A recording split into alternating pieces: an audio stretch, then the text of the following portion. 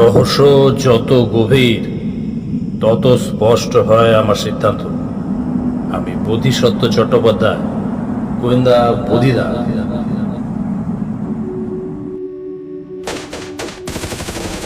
আমি পিয়াল সেন, এক কাপ ধোঁয়া ওঠা গরম চা হাতে নিয়ে বসে আছি গোয়েন্দা বোধিসত্ত্ব চট্টোপাধ্যায়, মানে আমাদের বোধিদার অফিসে। বোধিদা তখন পাইপে শুক টান দিতে দিতে নজর রেখেছেন আজকের নিউজ পেপারে। চঞ্চু ওর ভিডিও ক্যামেরার লেন্স পরিষ্কার করতে ব্যস্ত।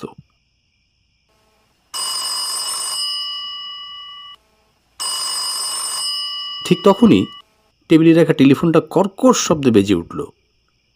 আমি উঠে গিয়ে ফোনটা ধরতেই ওপাশে পুলিশ ইন্সপেক্টর অভিক দত্তের কণ্ঠ ভেসে এলো। বলল, বোধিবাবুকে ফোনটা দাও। আমি ফোনটা বোধিদার দিকে এগিয়ে দিলাম। উনি কথা শেষ করেই বলল, চলো পিয়াল, চঞ্চু, ডাক এসেছে। কিছুক্ষণের মধ্যেই আমরা তিনজন রওনা দিলাম। শহরের কোলাহল থেকে অনেক দূরে প্রায় এক পরিত্যক্ত জনপদের কিনারায় দাঁড়িয়ে আছে ভবেশ্বরী মহল। স্থানীয়দের কাছে যা পোড়ো বাড়ি বা ভূতের বাড়ি নামেই বেশি পরিচিত। ভাঙা গেট, আগাছায় ভরা বাগান আর দেয়ালে শ্যাওলার পুরো আস্তরণ বাড়িটার বয়সের চেয়েও বেশি একাকিত্বের কথা বলে। দিনের বেলাতেও যে বাড়ির ছায়া মারাতে ভয় পায় মানুষ, সেই বাড়িতে আজ রাতে পুলিশের গাড়ির সাইরেন রাতের নিস্তব্ধতাকে চিড়ে দিচ্ছিল। আমরা গাড়ির হেডলাইট নিভিয়ে ভবেশ্বরী মহলের সামনে এসে দাঁড়ালাম। বাতাসে একটা অদ্ভুত সোদা গন্ধ, যেন ভেজা মাটি আর পচা পাতার মিশ্রণ। ইন্সপেক্টর অভিক দত্ত ছটফট করছিলেন। বোধিদাকে দেখেই প্রায় ছুটে এলেন। চলে এসেছেন বোধিদা? আমি তো ভাবলাম আসবেই না। অভিকের গলায় স্পষ্ট উদ্বেগের ছাপ। বোধিদা শান্তভাবে গাড়ি থেকে নামলেন। আমরা ওর পেছনে পেছনে নামলাম। তীক্ষ্ণ চোখে বোধিদা একবার বাড়িটার দিকে তাকালেন। এত রাত্রে পোড়ো বাড়িতে কী করছিলেন ইন্সপেক্টর? আরে সে আর বলো না। অভিক কপালে হাত দিয়ে বললেন, একজন ছোকরা নাম তাপস পাল, প্যারানর্মাল ইনভেস্টিগেটর না কিছু বলে নিজেকে, সোশ্যাল মিডিয়ার বেশ নামডাক। কাল রাতে এখানে লাইভ ভিডিও করতে এসেছিল ভূতের প্রমাণ খুঁজবে বলে। আজ সকালে তার টিম যোগাযোগ করতে না পেরে থানায় খবর দেয়। বোধিদার ভুরুর সামান্য কুঁচকে গেল। তারপর ভেতরে চলো, নিজে চোখে দেখবে।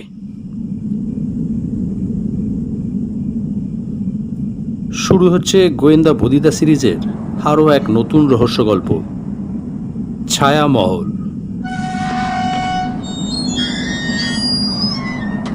পুরনো লোহার গেটটা ক্যাচ করে একটা ভয়ঙ্কর শব্দ করে খুলে গেল। ভেতরে ঢোকার সাথে সাথেই মনে হলো যেন একটা শীতল স্রোত শরীর বেয়ে নেমে গেল। বাগানের শুকনো পাতাগুলো পায়ের তলায় মরমর করে উঠছে। কনস্টেবল টর্চ হাতে দাঁড়িয়েছিল।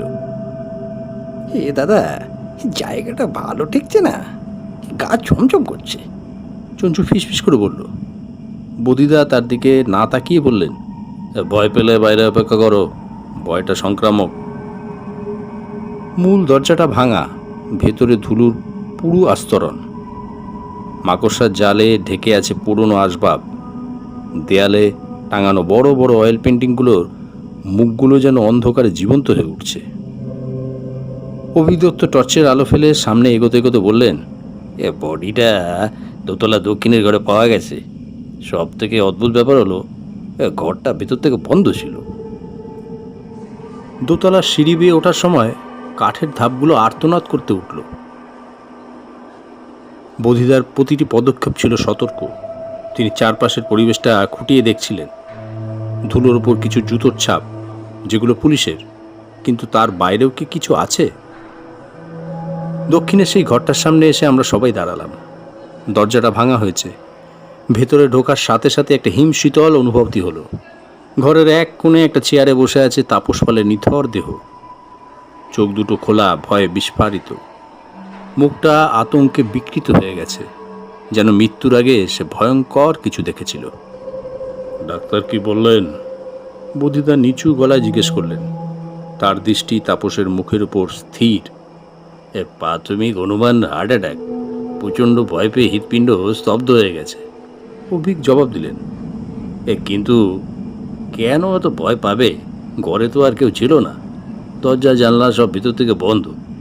আমরা দরজা ভেঙে ঢুকেছি। বদিদা পকেট থেকে একটা গ্লাভস বের করে হাতে পরে নিলেন। তিনি ধীরে ধীরে মৃতদেহের দিকে এগিয়ে গেলেন। তাপসের হাতে তখনও তার মোবাইল ফোনটা ধরা, সম্ভবত লাইভ ভিডিও করছিল। ফোনটা চেক করে জানা গেল শেষ লাইভ ফুটেজে শুধু ওর চিৎকার শোনা গেছে, তারপরই সব অন্ধকার। বদিদা ঘরের চারদিকে তাকাতে লাগলেন। পুরনো একটা খাট, একটা আলমারি আর একটা লেখার টেবিল, সব কিছুতেই ধুলোর আস্তরণ। তিনি টেবিলের কাছে গিয়ে দাঁড়ালেন। ধুলোর ওপর কিছু হিজিবিজি দাগ, যেন কেউ আঙুল দিয়ে কিছু আঁকতে চেষ্টা করেছিল, কিন্তু স্পষ্ট নয়। হঠাৎ তার চোখ আটকে গেল মৃত তাপসের আরেক হাতের দিকে। মুঠো করে ধরে রাখা ডান হাতটা সামান্য খোলা। বদিদা খুব সাবধানে ঝুঁকে দেখলেন। দেয়াল, টর্চের আলো এদিকে ভালো তো। বদিদার গলার স্বর বরফ শীতল। টর্চের আলোয় যা দেখা গেল তাতে আমরা সবাই চমকে উঠলাম। তাপসের শক্ত মুঠির মধ্যে আটকে আছে একটা জিনিস, চকচক করছে।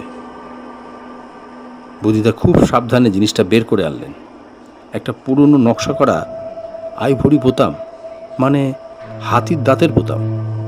বোতামটার গড়ন বেশ পুরনো দিনের, সম্ভবত কোনো পুরনো কোট বা শেরওয়ানির। চুঁচু অবাক হয়ে বলল, এইটা কি? এ তাপসের জামাই তো এরকম কোনো বোতাম নেই। না, নেই। বদিদা বোতামটা একটা প্লাস্টিকের পকেটে ভরতে ভরতে বললেন, তার মানে এই ঘরে সে একা ছিল না, অথবা মৃত্যুর আগে সে এমন কারোর সংস্পর্শে এসেছিল যার পোশাকে এই বোতাম ছিল।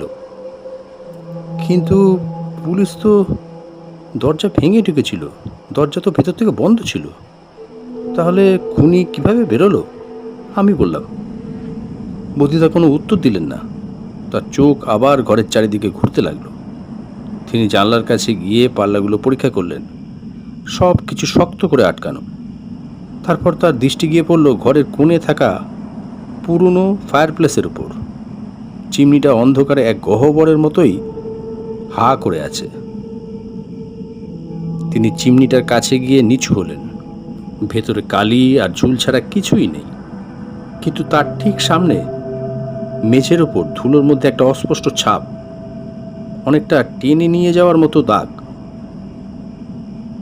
বদিদা উঠে দাঁড়িয়ে অভিকের দিকে ফিরলেন। তার চোখে একটা অদ্ভুত চাউনি। ইন্সপেক্টর, এটা সাধারণ হার্ট অ্যাটাক নয়, এটা একটা খুন, খুব ঠান্ডা মাথায় করা একটা খুন। হঠাৎ বাইরের দমকা হওয়ার সাথে জানলার একটা পাল্লা সজোরে দেয়ালে ধাক্কা খেল। চঞ্চু ভয়ে মা গো বলে চিৎকার করে উঠল। ভবেশ্বরী মহলের অন্ধকার আরও গভীর হলো। বোধিসত্ত্ব চট্টোপাধ্যায় বুঝতে পারছিলেন এই অভিশপ্ত বাড়ির রহস্যের এটা তো শুধু শুরু। ভোরের আলো তখনও ফোটেনি। ভবেশ্বরী মহলের ভেতরটা আরও বেশি ভৌতিক আর শীতল লাগছিল। বদিদার কথাটা প্রতিধ্বনিত হচ্ছিল ঘরের ভেতরে, এটা একটা খুন। অভিদত্ত অবিশ্বাসের দৃষ্টিতে চিমনির দিকে তাকালেন। এই চিমনি? তুমি বলতে চাইছো খুনি এই সরু চিমনি বেয়ে পালিয়েছে? এটা প্রায় অসম্ভব বদিদা। বদিদা শান্তভাবে ফায়ারপ্লেসের কাছে গিয়ে বসলেন। পকেট থেকে একটা ছোট আতস কাজ বের করে তিনি মেঝের উপরে সেই অস্পষ্ট দাগটা পরীক্ষা করতে শুরু করলেন। অসম্ভব নয় ইন্সপেক্টর, কঠিন কিন্তু অসম্ভব নয়। যদি খুনির শরীর চটপটে আর সে প্রশিক্ষিত হয় তাহলে এটা সম্ভব। ভূত তো আর চিমনি বেয়ে পালায় না, তাই না? তিনি উঠে দাঁড়িয়ে চিমনির বাইরের দেয়ালের দিকে ইশারা করলেন। পেয়াল, বাইরে গিয়ে দেখো, চিমনির মাথায় যে কার্নিশ আছে সেখানে নতুন করে ঝুল বা কালি ঝরে পড়া দাগ থাকতে পারে। চঞ্চুকে সঙ্গে নিয়ে আমি বাইরে ছুটে গেলাম। কিছুক্ষণ পর ফিরে এলাম উত্তেজিত হয়ে। তোমার কথাই একদম ঠিক বদিদা। চিমনির বাইরে দেয়ালে কিছু আঁচড়ের দাগ আর কার্নিশের কোনায় ঝুল ঝরে পড়েছে। কেউ একজন ওটা ব্যবহার করেছে। লকড্রুম রহস্যের একটা যুক্তিসঙ্গত ব্যাখ্যা পেয়ে অভিক যেন হাঁপ ছেড়ে বাঁচলেন। ভূতের চেয়ে রক্তমাংসের খুনিকে সামলানো অনেক সহজ। কিন্তু কেন, মোটিভ কি? অভিক প্রশ্ন করলেন। তাপস পালের মতো একজন ইউটিউবের শত্রু কে থাকতে পারে? বুধিদা বললেন, সেটাই তো খুঁজে বের করতে হবে।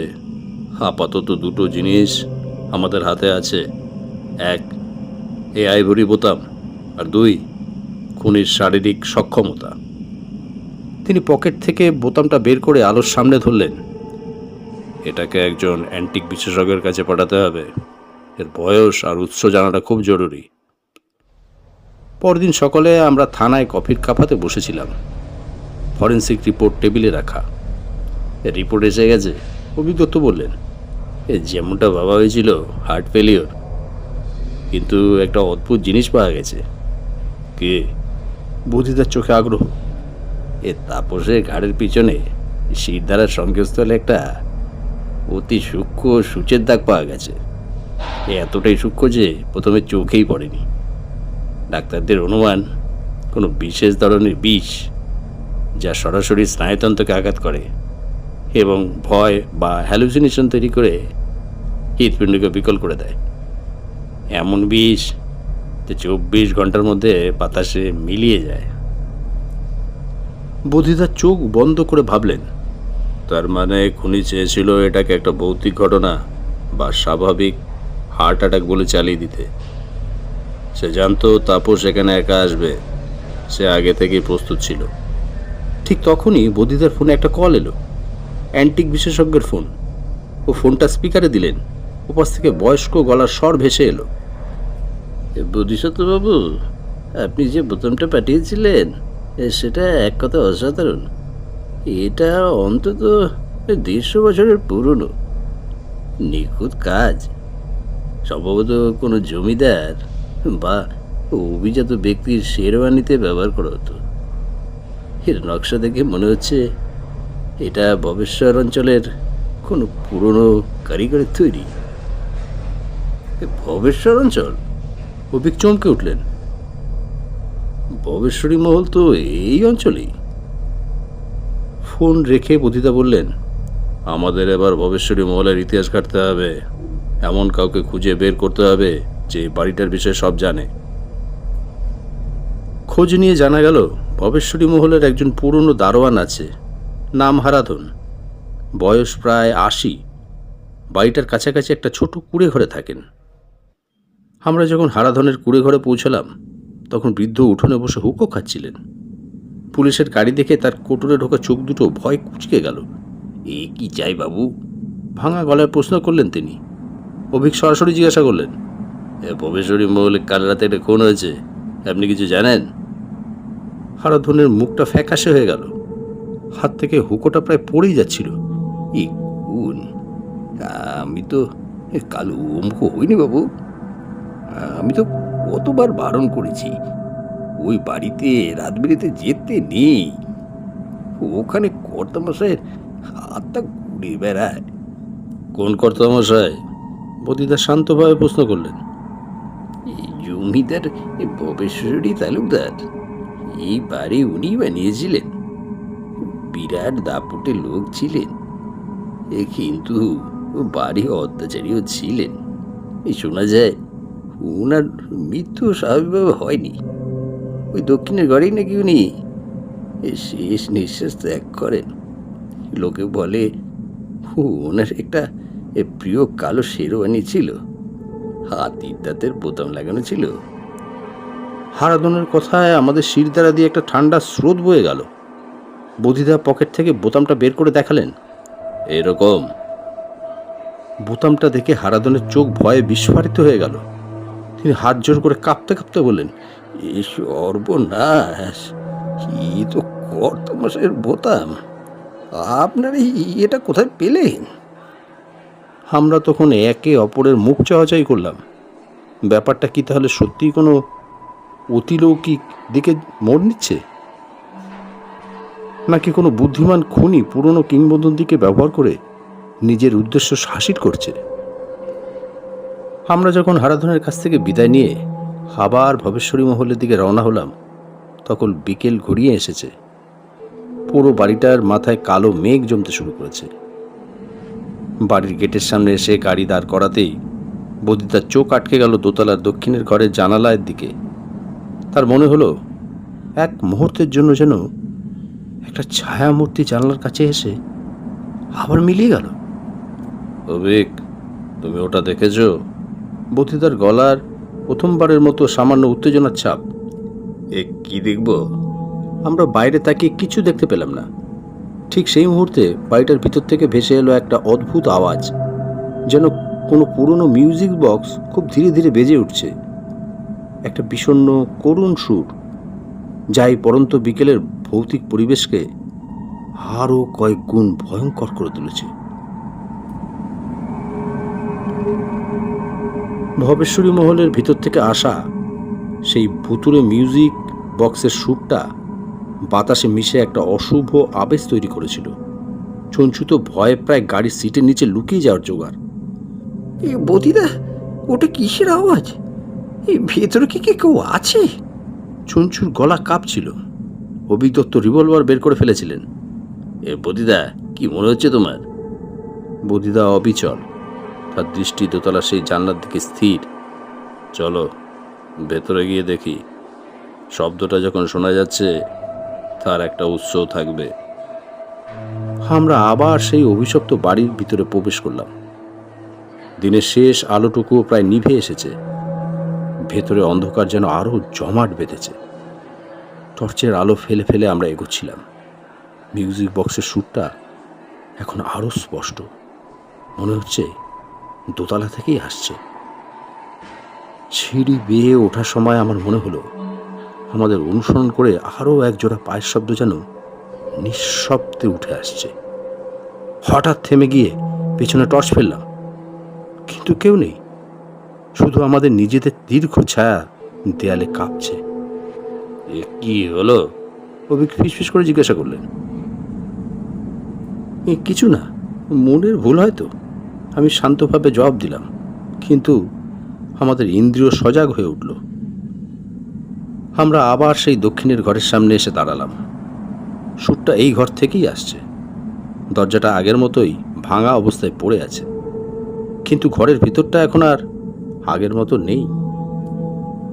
ঘরের মাঝখানে যেখানে তাপস পালের মৃতদেহ পাওয়া গিয়েছিল, সেখানে ধুলোর উপর কেউ যেন জল ছিটিয়ে দিয়েছে, আর সেই ভেজা ধুলোর উপর ফুটে উঠেছে একজোড়া খালি পায়ের ছাপ। ছাপগুলো অস্বাভাবিক রকমের ছোট এবং সরু, কোনো মহিলার বা কিশোরের পায়ের ছাপের মতো। আর সেই মিউজিক বক্স, সেটা রাখা আছে ঘরের কোণে থাকা পুরনো লেখার টেবিলটার উপর। একটা অ্যান্টিক কাঠের বাক্স, যা ডালাটা খোলা এবং ভিতর থেকে একটা ছোট পুতুল ধীর গতিতে ঘুরছে আর সেই করুণ সুরটা তৈরি করছে। চঞ্চু অবাক হয়ে বলল, এটা তো আগে এখানে ছিল না। আমরা যখন এসেছিলাম তখন তো এই টেবিলটা খালি ছিল। নির্ঘাত ভূতের কাজ। তুই চুপ করে থাক, বদিদা ধমকের সুরে বললেন। তারপর টেবিলের কাছে গিয়ে খুব সাবধানে মিউজিক বক্সটা পর্যবেক্ষণ করতে লাগলেন। কেউ আমাদের অনুপস্থিতিতে এখানে এসেছিল। এই মিউজিক বক্সটা রেখে গেছে এবং একটা বার্তা দেওয়ার চেষ্টা করেছে। এ বার্তা? এ কিসের বার্তা? অভিক বললেন। বদিদা খালি পায়ের ছাপগুলোর দিকে ইশারা করলেন। এই ছাপগুলো দেখো, খুনি আমাদের বোঝাতে চাইছে যে সে কোনো অশরীরী আত্মা নয়, রক্ত মাংসের মানুষ। কিন্তু সে কে আর কেনই বা সে নিজের উপস্থিতি এভাবে জানান দিচ্ছে? হঠাৎ মিউজিক বক্সের সুরটা খট করে বন্ধ হয়ে গেল। ঘরের নিস্তব্ধতা যেন আরো অসহ্য হয়ে উঠল। আর ঠিক তখনই ঘরের অন্য প্রান্তের আলমারিটার ভিতর থেকে একটা মৃদু খসখস শব্দ শোনা গেল। অভিকের হাতের রিভলভারটা সঙ্গে সঙ্গে সেই দিকে ঘুরে গেল। এ কে ওখানে? বেরিয়ে এসো। কোনো উত্তর এলো না, শুধু শব্দটা থেমে গেল। বদিদা ইশারায় আমাদের সবাইকে চুপ থাকতে বললেন। তিনি নিজে ধীরে ধীরে আলমারিটার দিকে এগিয়ে গেলেন। ধুলো পড়া পাল্লাটা চাপতেই একটা ক্যাঁচ ক্যাঁচ শব্দ হলো। সে এক ঝটকায় পাল্লাটা খুলে ফেললেন। ভেতরে কেউ ছিল না, শুধু কিছু পুরনো ছেঁড়া কাপড় চোপড় আর একটা হলদে হয়ে যাওয়া ডায়েরি পড়ে আছে। কিন্তু আলমারির ভিতরে দেয়ালে নতুন করে আঁচড়ের দাগ স্পষ্ট, যেন কেউ নখ দিয়ে কিছু লেখার চেষ্টা করেছে। বদিদা টর্চের আলো ফেলে আঁচড়ের দাগগুলো দেখলেন। সেখানে বাঁকাভাবে লেখা আছে মাত্র দুটো শব্দ, ওকে বাঁচাও। ওকে বাঁচাও? কাকে বাঁচানোর কথা বলছে? অভিক বিভ্রান্ত। বদিদা ডায়েরিটা হাতে তুলে নিলেন।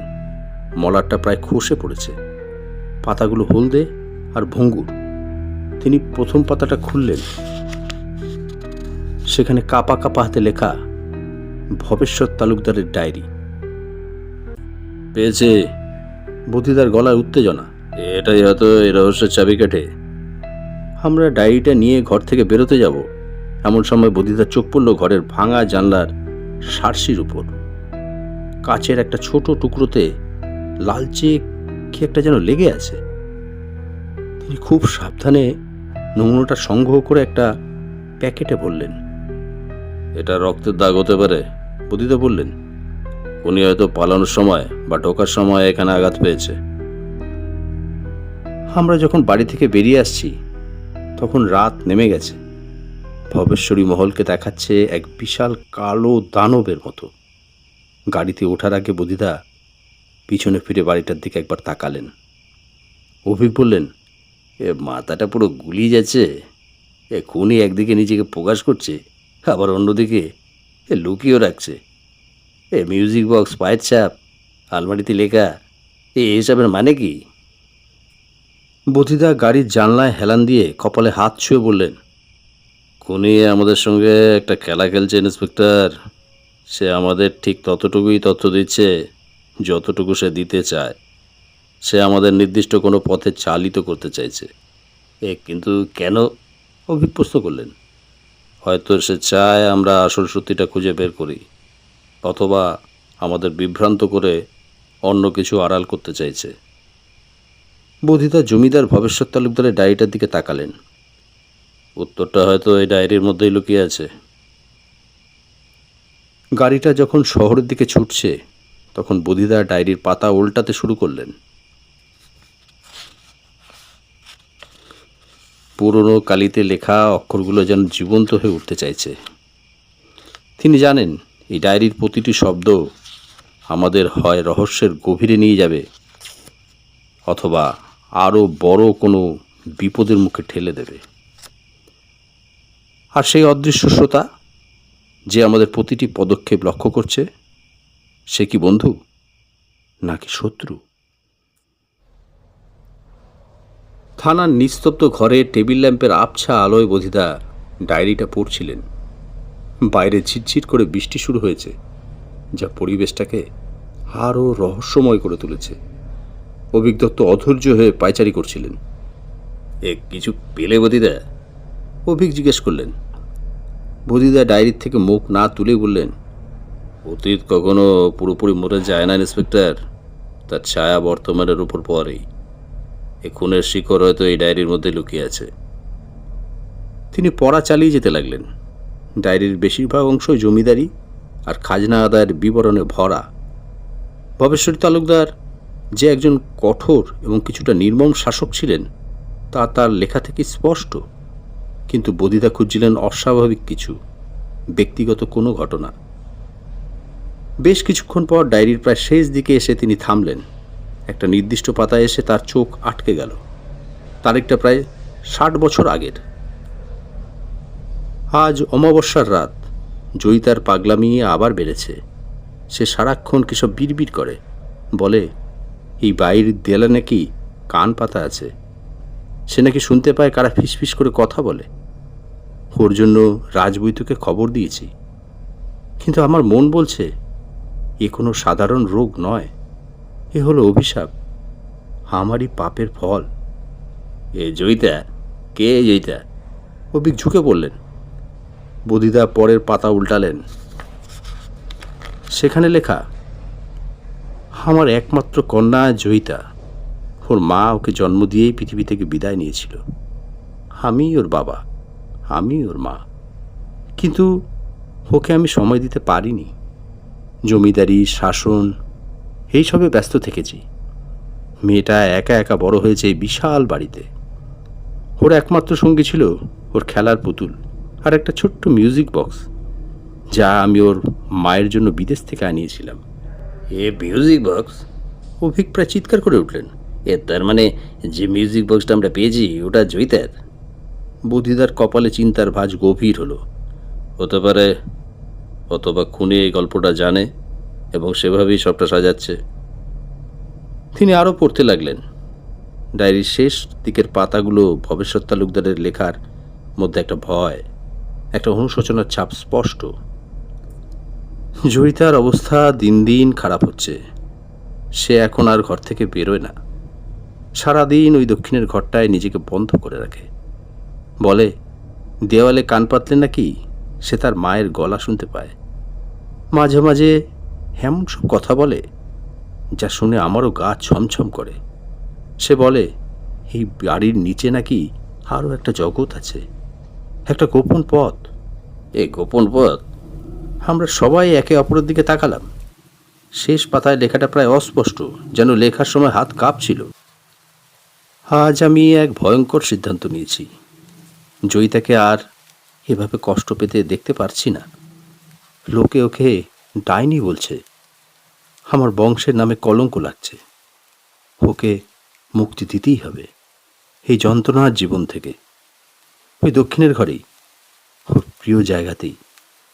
ঈশ্বর যেন আমাকে ক্ষমা করেন। ডায়েরিটা এখানেই শেষ। শেষ পাতাটা ছেঁড়া। অভিজ্ঞত্ব স্তব্ধ হয়ে বসে পড়লেন। তার মানে ভবেশ্বর তালুকদার নিজের মেয়েকে খুন করেছিলেন? বুদ্ধিদার চোখ বন্ধ করলেন।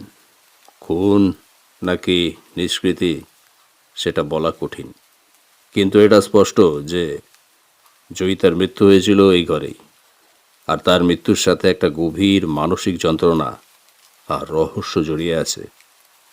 হঠাৎ বুদ্ধিদার ফোন বেজে উঠল। ফরেন্সিক ল্যাব থেকে ফোন এসেছে। হ্যাঁ, বলুন। কি? শিওর? বুদ্ধিদার গলার স্বর বদলে গেল। ফোন রেখে তিনি অভিকের দিকে তাকালেন। তার মুখ পাথরের মতো কঠিন। জানালা পাওয়া রক্তের নমুনাটা পরীক্ষা করা হয়েছে, রিপোর্ট এসে গেছে। কিসের রিপোর্ট? কার রক্ত? আমি বললাম। রক্তের গ্রুপ মিলে গেছে, বুদ্ধিদা ধীর গলা বললেন। গতকাল খুন হওয়া তাপস পালের রক্তের গ্রুপের সাথে। আমরা সবাই হতবাক। অভিক বলল, অসম্ভব, তাপস তো আগে মারা গিয়েছিল। তাহলে তার রক্ত জানলার কাছের টুকরোতে লাগলো কিভাবে? তার মানে একটাই। বুদ্ধিদার চোখ দুটো জল জল করে উঠল। খুনি তাপস পালের শরীর থেকে রক্ত নিয়ে ইচ্ছা করে ওখানে লাগিয়েছে। সে আমাদের বিভ্রান্ত করতে চাইছে। সে চায় আমরা ভাবি খুনি আহত হয়েছে, যাতে আমরা ভুল পথে তদন্ত করি। কিন্তু কেন? এত জটিল করার কি দরকার? ছুঞ্চু জিজ্ঞেস করল। কারণ খুনি খুব বুদ্ধিমান। বুদ্ধিদা উঠে দাঁড়ালেন। সে আমাদের প্রতিটি পদক্ষেপের কথা আগে থেকেই ভাবতে পারছে। সে আমাদের নিয়ে খেলা করছে। আর এই ডায়েরি, এটাও হয়তো সেই খেলারই একটা অংশ। খুনি হয়তো এই ডায়েরিটা আলমারিতে রেখেছিল, যাতে আমরা এটা খুঁজে পাই। অভিক হতাশ হয়ে বললেন, তাহলে এখন আমরা কি করব? সব কিছুই তো গোলক দাদার মতো লাগছে। বুদ্ধিদা জানলার কাছে গিয়ে দাঁড়ালেন। বাইরে বৃষ্টি থেমে গেছে। দুটো জিনিস পরিষ্কার। এক, খুনির সাথে ভবেশ্বরী মহলের ইতিহাসের গভীর যোগাযোগ আছে। সে জয়িতার গল্পটা জানে। দুই, সে চায় আমরা এই বাড়ির গোপন রহস্যের দিকে মনোযোগ দিই। বুদ্ধিদা আমাদের দিকে ফিরলেন। আমাদের আবার ভবেশ্বরী মহলে যেতে হবে। আবার এই রাতে? চঞ্চু ফিস ফিস করে বলল। হ্যাঁ, এই রাতেই। বুদ্ধিদার গলার স্বর দৃঢ়। ডায়েরিতে একটা গোপন পথের কথা লেখা ছিল। আমাদের সেটা খুঁজে বের করতেই হবে। আমার ধারণা তাপসের খুনি ওই পথ ব্যবহার করে পালিয়েছিল। চিমনিটা ছিল শুধু আমাদের মনোযোগ ঘোরানোর জন্য একটা চাল। আমরা যখন আবার ভবেশ্বরী মহলের দিকে রওনা হলাম, তখন রাত গভীর। আমাদের মনে হচ্ছিল আমরা যেন কোনো এক অদৃশ্য নাট্যকারের লেখা চিত্রনাট্য অনুযায়ী অভিনয় করে চলেছি। আর সেই নাটকের পরবর্তী অঙ্ক মঞ্চস্থ হবে ভবশ্বরী মহলের অন্ধকারে, স্যাঁতস্যাঁতে গোপন কোনো সুড়ঙ্গে। গভীর রাতে ও ভবেশ্বরী মহলকে দেখাচ্ছিল যেন নরকের প্রবেশদ্বার। মেঘে ঢাকা আকাশে চাঁদের সামান্য আলোও নেই। বদিদা আর ইন্সপেক্টর অভিকের সাথে আমিও টর্চের আলো ফেলে আবার সেই অভিশপ্ত দক্ষিণের ঘরে প্রবেশ করলাম। এবার আমাদের সাথে ফোর্স কম, শুধু দুজন সাহসী কনস্টেবল। চঞ্চুতো ভয়ে গাড়ির ভিতরেই গুটিয়ে বসে আছে। এই গোপন পথ, এত বছরের পুরনো বাড়িতে গোপন পথ খুঁজে বের করা ঘরের গাদায় সুচ খোঁজার মতো। অভিক ঘরের চারিদিকে তাকাতে তাকাতে বললেন। বদিদা কোনো কথা না বলে ঘরের প্রতিটি ইঞ্চি মনোযোগ দিয়ে দেখতে শুরু করলেন। তিনি দেয়ালে টোকা মারতে লাগলেন, মেঝের কাঠের পাটাতনগুলো পরীক্ষা করতে লাগলেন। জমিদার ভবেশ্বর তালুকদারের ডায়েরির সেই লাইনটা তার মাথায় ঘুরছিল, এই বাড়ির নিচে নাকি আরও একটা জগৎ আছে। যদি পথটা নিচের দিকে যায় তাহলে এর প্রবেশ পথ নিশ্চয়ই মেঝেতে হওয়ার কথা। বদিদা নিচু হয়ে মেঝের দিকে তাকালেন। তিনি খাটের নিচে, আলমারির পিছনে সব জায়গায় পরীক্ষা করলেন, কিন্তু কিছুই পেলেন না। সময় গড়িয়ে যাচ্ছিল। ভোরের আলো ফুটতে আর বেশি দেরি নেই। অভিক প্রায় হতাশ হয়ে পড়েছিলেন। আমার মনে হয় না এখানে কিছু আছে বদিদা। ডায়েরির কথাটা হয়তো জয়িতার কল্পনা ছিল। বদিদা উত্তর না দিয়ে ফায়ার প্লেসের কাছে গিয়ে দাঁড়ালেন। তিনি আগে চিমনির ভিতরটা দেখেছিলেন, কিন্তু ফায়ার প্লেসের দেয়ালটা ভালো করে দেখেননি। তিনি হাত দিয়ে ভিতরের ইটগুলো পরীক্ষা করতে লাগলেন। হঠাৎ একটা ইট সামান্য নড়ে উঠল। পিয়াল, এদিকে এসো। বদিদার গলায় উত্তেজনা। আমি আর অভিক দুজনে মিলে সেই ইটটা ধরে টানতেই সেটা খুলে গেল। কিন্তু ভিতরে কোনো সুড়ঙ্গ নেই, শুধু একটা ছোট গর্ত। আর সেই গর্তের ভিতরে রাখা আছে একটা মূর্ছে পড়া লোহার চাবি। চাবি, কিন্তু এর তালা কোথায়? আমি চাবিটা হাতে নিয়ে বললাম। বদিদার চোখ তখন ঘরের অন্যদিকে, দেয়ালের একটা অংশে, যেখানে একটা বড় অয়েল পেন্টিং টাঙানো ছিল, যেটা দেখে আমরা প্রথম দিন তেমন গুরুত্বই দিইনি। ছবিটা ছিল জমিদার ভবেশ্বর তালুকদারের। বদিদা ছবিটার কাছে গিয়ে সেটার ফ্রেমটা পরীক্ষা করতে লাগলেন। ফ্রেমের ঠিক নিচে কাঠের প্যানেলিংয়ের মধ্যে একটা প্রায় অদৃশ্য জমাট বাঁধা চাবির ছিদ্র। পেয়েছি। বদিদা উত্তেজিত হয়ে বললেন। অভিক ছুটে এসে চাবিটা তালায় লাগালেন। একটু চেষ্টার পর খট করে একটা শব্দ হলো, কিন্তু কিছুই হলো না। কোনো দরজা খুলল না। এ কি হলো? খুললো না তো। অভিক হতাশ। বদিদা মুচকে হাসলেন। পুরোনো দিনের কারিগরি এত সহজ নয় ইন্সপেক্টর। তিনি ছবির ফ্রেমটা ধরে ডান দিকে ঘোরাতে লাগলেন। ঘড়ির কাঁটার মতো কয়েকবার ঘোরানোর পর দেয়ালের একটা অংশ ধীরে ধীরে ভিতরের দিকে সরে যেতে লাগলো। একটা চাপা গুম গুম শব্দে খুলে গেল একটা গোপন দরজা। ভেতর থেকে ভ্যাপসা স্যাঁতস্যাঁতে একটা গন্ধ বেরিয়ে এলো। টর্চের আলো ফেলতেই দেখা গেল সরু পাথরের সিঁড়ি নিচে নেমে গেছে। সিঁড়ির ধাপগুলো শ্যাওলায় ঢাকা, পিচ্ছিল। এ জয়িতার কথা সত্যি ছিল? অভিক ফিসফিস করে বললেন। এই বাড়ির নিচে সত্যি একটা অন্য জগৎ আছে। খুনি এই পথটাই ব্যবহার করেছে। বদিদা বললেন। চলো দেখা যাক এই পথ কোথায় গিয়ে শেষ হয়েছে। আমরা তিনজন খুব সাবধানে সিঁড়ি বেয়ে নামতে লাগলাম। পথটা সংকীর্ণ আর অন্ধকার। দেয়াল বেয়ে জল চুইয়ে পড়ছে। কিছুক্ষণ নামার পর একটা ছোট চেম্বারে এসে পৌঁছালাম। জায়গাটা অনেকটা নাচঘরের মতো। এক কোণে কিছু পুরনো ভাঙা আসবাবপত্র রাখা, আর অন্য কোণে রাখা একটা ছোট বিছানা। বিছানার উপর একটা ছেঁড়া কাঁথা আর একটা পুরনো কাপড়ের পুতুল পড়ে আছে। দেখেই বোঝা যায় এটা কোনো শিশুর থাকার জায়গা ছিল। এটা এটা কি জয়িতার ঘর ছিল? অভিকের গলার স্বর ধরে এলো। তার বাবা তাকে এখানে লুকিয়ে রেখেছিল? হতে পারে। বদিদা চারদিক দেখতে দেখতে বললেন। হয়তো জয়িতার মানসিক অবস্থা এতটাই খারাপ হয়ে গেছিল যে জমিদার তাকে লোকচক্ষুর আড়ালে এখানে রেখে দিয়েছিলেন। ডায়েরিতে লেখা মুক্তি দেওয়ার অর্থ হয়তো পৃথিবী থেকে তাকে সরিয়ে দেওয়া। হঠাৎ বদিদার চোখ আটকে গেল দেয়ালের একটা দিকে। সেখানে কয়লা দিয়ে কিছু আঁকা, একটা ছবি, একটা বড় বাড়ি, আর তার পাশে দাঁড়িয়ে আছে একটা ছোট্ট মেয়ে। মেয়েটার হাতে একটা মিউজিক বক্স, আর তার পাশে দাঁড়িয়ে আছে লম্বা কালো কোট পরা এক ছায়ামূর্তি। ছবির নিচে কাপা কাপা হাতে লেখা, আমার বন্ধু। ছায়ামূর্তি জয়িতার কি কোনো অদৃশ্য বন্ধু ছিল, নাকি এটা তার কল্পনার অংশ? আমি একটু বিভ্রান্ত হয়ে বললাম। ঠিক তখনই চেম্বারের অন্য প্রান্ত থেকে একটা মৃদু শব্দ ভেসে এলো, যেন কেউ কিছু একটা টানছে। আমরা সাথে সাথে সতর্ক হয়ে গেলাম। রিভলভার হাতে শব্দের উৎস লক্ষ্য করে এগিয়ে গেলাম। চেম্বারের শেষে একটা সরু সুড়ঙ্গ চলে গেছে। সেই সুড়ঙ্গ ধরে এগোতেই দেখলাম সামনে সামান্য আলো দেখা যাচ্ছে। সুড়ঙ্গটা শেষ হয়েছে একটা লোহার জং ধরা দরজায়। দরজাটা সামান্য খোলা, আর সেই ফাঁক দিয়ে ভেসে আসছে কারো চাপা কান্নার আওয়াজ। বুঝিদা খুব সাবধানে দরজায় ধাক্কা দিলেন। ক্যাঁচ করে একটা শব্দ করে দরজাটা খুলে গেল। ভেতরে যা দেখলাম তাতে আমরা ভয়ে জমে গেলাম। এটা একটা ছোট স্যাঁতস্যাঁতে ঘর। ঘরের এক কোণে একটা টিমটিমে লণ্ঠন জ্বলছে, আর তার আলোয় দেখা যাচ্ছে একটা অল্প বয়সী মেয়ে মেঝের উপর হাঁটু গেড়ে বসে কাঁদছে। তার পরনে পুরনো মলিন পোশাক, তার সামনে রাখা সেই মিউজিক বক্সটা। মেয়েটা তাদের দেখতে পেয়ে ভয় চিৎকার করে উঠল। কে কে তোমরা? এখানে কেন এসেছো? চলে যাও, উনি এসে পড়লে তোমাদের মেরে ফেলবে। কে এসে পড়বে? এ তুমি কে? অভিক এগিয়ে যেতে মেয়েটা ভয় পিছিয়ে গেল।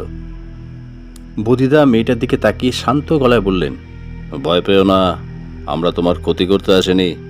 তোমার নাম কি? মেয়েটা ফোঁস ফোঁস করে কাঁদতে কাঁদতে বলল, আমার নাম জয়িতা। কথাটা শুনে আমরা যেন বরফ হয়ে গেলাম। এটা কিভাবে সম্ভব? জয়িতা তো বহু বছর আগে মারা গেছে। তাহলে এই মেয়ে কে? আর ঠিক সেই মুহূর্তে আমাদের পিছনে সুড়ঙ্গর অন্ধকারে শোনা গেল ভারী বুটের শব্দ। কেউ একজন এগিয়ে আসছে। সুড়ঙ্গের অন্ধকার থেকে ভেসে আসা ভারী বুটের শব্দটা প্রতিধ্বনিত হয়ে ছোট ঘরটা কাঁপিয়ে দিচ্ছিল। জয়িতা নামের সেই মেয়েটা ভয়ে কুঁকড়ে গিয়ে দেয়ালের সাথে মিশে গেল। তার চোখ দুটো আতঙ্কে বিস্ফারিত। উনি আসছেন, উনি এসে গেছেন, তোমরা পালিয়ে যাও। মেয়েটি ফিস ফিস করে আর্তনাদ করে উঠল। আমরা তিনজনেই মুহূর্তের মধ্যে ঘুরে দাঁড়ালাম। রিভলভার আর টর্চের আলো একসাথে সুড়ঙ্গের অন্ধকারের দিকে তাক করা হলো। বুটের শব্দটা ধীরে ধীরে এগিয়ে আসছে, স্থির, ছন্দবদ্ধ, যেন কোনো অপ্রতিরোধ্য শক্তি এগিয়ে আসছে আমাদের দিকে। এ পুলিশ, যে আছো বেরিয়ে এসো, আত্মসমর্পণ করো। চিৎকার করে উঠলেন, কিন্তু কোনো উত্তর এলো না। শুধু বুটের শব্দটা ঘরের দরজার কাছে এসে থেমে গেল। এক মুহূর্তের জন্য সব চুপচাপ। তারপর অন্ধকারের পর্দা সরিয়ে ধীরে ধীরে এক দীর্ঘদেহী ছায়ামূর্তি ঘরের ভিতর প্রবেশ করল। আগন্তুকের পরনে একটা লম্বা কালো ওভারকোট, অনেকটা পুরনো দিনের শেরওয়ানির মতো। মুখটা একটা কালো স্কার্ফ আর টুপি দিয়ে ঢাকা। শুধু চোখ দুটো ছাড়া আর কিছুই দেখা যাচ্ছে না।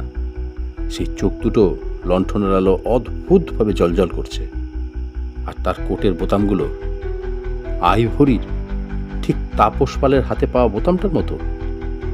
তাহলে তুমি সেই খেলার পরিচালক? বদিদা শান্ত কিন্তু দৃঢ় গলায় বললেন, তার রিভলভার সরাসরি আগন্তুকের দিকে তাক করা। তাপস পালকে তুমি খুন করেছো। ছায়ামূর্তিটি কোনো কথা বলল না।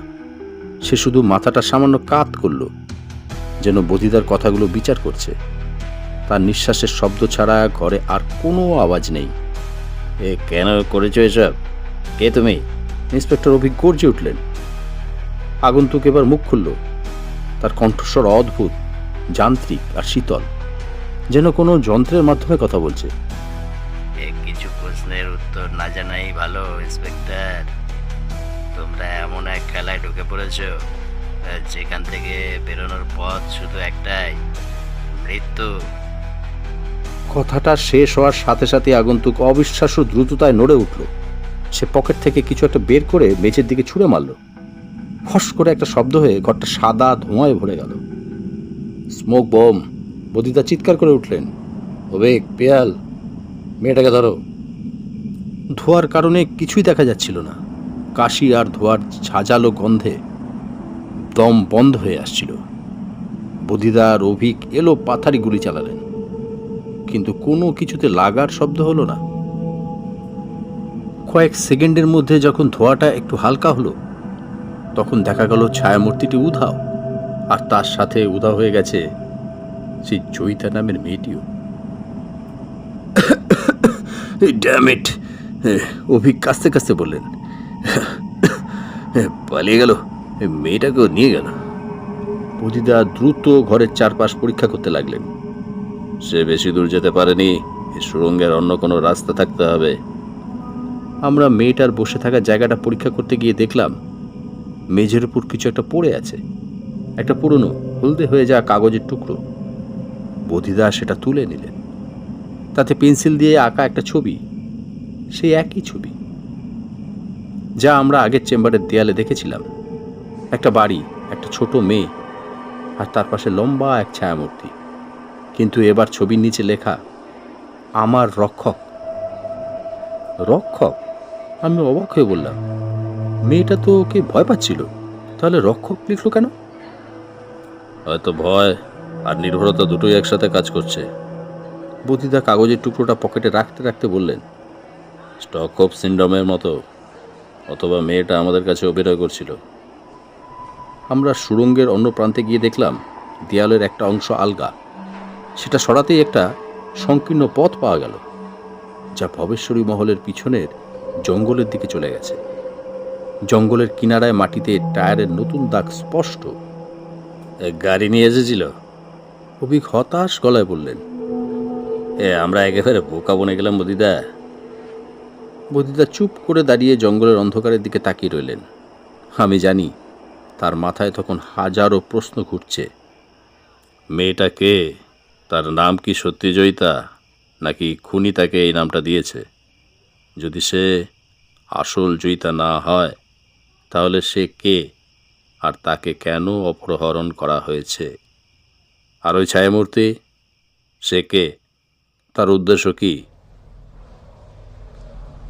থানায় ফিরে এসে মেয়েটির একটি আনুমানিক স্কেচ তৈরি করানোর ব্যবস্থা এবং শহরের সমস্ত মিসিং পারসন রিপোর্ট খতিয়ে দেখতে শুরু করা হলো। অনেক খোঁজাখুঁজির পর একটা পুরনো ফাইলে চোখ আটকে গেল অভিকের। প্রায় 1 বছর আগের একটা ফাইল। শহর থেকে কিছুটা দূরে এক অনাথ আশ্রম থেকে 16 বছরের একটি মেয়ে নিখোঁজ হয়ে গিয়েছিল। মেয়েটির আঁকার হাত খুব ভালো ছিল। সে প্রায়ই অদ্ভুত সব কাল্পনিক বন্ধুর ছবি আঁকত। ফাইলের ছবির সাথে তাদের দেখা মেয়েটির চেহারার অনেক মিল। মেয়েটির নাম কি? বদিদা জিজ্ঞাসা করলেন। অভিক ফাইলের উপর থেকে ধুলো ঝেড়ে নামটা পড়লেন। নাম তো দেখছি সীমা। আর ওর কি কোনো বিশেষত্ব ছিল? বদিদা জিজ্ঞেস করলেন। অভিক ফাইলটা পড়তে পড়তে বললেন, হ্যাঁ, এখানে লেখা আছে এ মেয়েটা কথা বলতে পারতো না, সে জন্ম থেকে বোবা। বদিদা চমকে উঠলেন। বোবা? কিন্তু মেয়েটা তো আমাদের সাথে কথা বলেছে, সে চিৎকার করেছে, আমাদের পালিয়ে যেতে বলেছে। অভিক হতবাক। তাহলে কেউ সীমা নয় নাকি? বদিদা বুঝতে পারছিলেন আমরা এক ভয়ঙ্কর মাকড়সার জালে জড়িয়ে পড়ছি। খুনি শুধু একজন হত্যাকারী নয়, সে একজন ধূর্ত ব্যক্তি। সে তাদের বিশ্বাস আর উপলব্ধিকে নিয়ে খেলা করছে। সীমা যদি বোবা হয়, তাহলে আমাদের সাথে কে কথা বলছিল? বদিদার গলায় ঠান্ডা একটা সুর। ওই ঘরে কি আরও কেউ ছিল, নাকি ওই ছায়ামূর্তি সেই মেয়েটার গলা নকল করে কথা বলছিল? এই নতুন তথ্যটি পুরো ঘটনাটাকে আরও জটিল, আরও ভয়ানক এক মোড়ে এনে দাঁড় করালো। ছায়ামূর্তিটি কি একাই কাজ করছে, নাকি তার সাথে আরও কেউ আছে?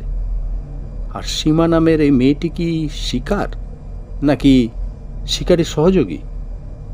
রহস্যের জালটা ক্রমশ আরও ঘনিয়ে আসছিল। পরদিন সকাল, থানার ঘরটা সিগারেটের ধোঁয়া আর চাপা উত্তেজনায় ভারী হয়ে আছে।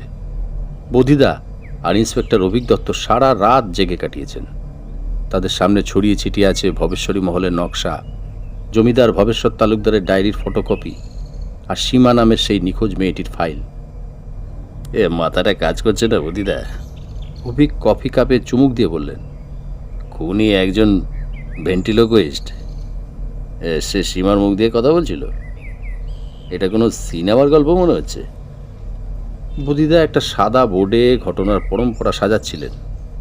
অবাস্তব মনে হলো এটাই একমাত্র যুক্তিগ্রাহ্য ব্যাখ্যা। সীমা যদি সত্যি বোবা হয়, তাহলে ওই কণ্ঠস্বর ছায়ামূর্তিরই ছিল। সে চেয়েছিল আমরা ভাবি মেয়েটা বিপদে আছে এবং কথা বলতে পারে, যাতে আমরা ওর আসল পরিচয় নিয়ে বিভ্রান্ত থাকি। কিন্তু এই সীমাকে নিয়ে ওর পরিকল্পনাটা কী?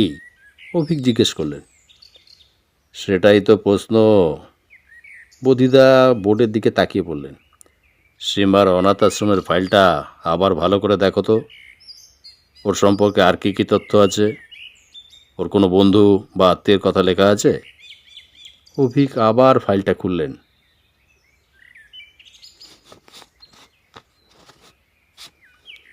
তেমন কিছু নেই। ছোটোবেলায় ওকে রাস্তায় কুড়িয়ে পাওয়া গিয়েছিল। ওর আঁকার হাত খুব ভালো ছিল, এটা আমরা জানি। আর হ্যাঁ, একটা অদ্ভুত জিনিস লেখা আছে।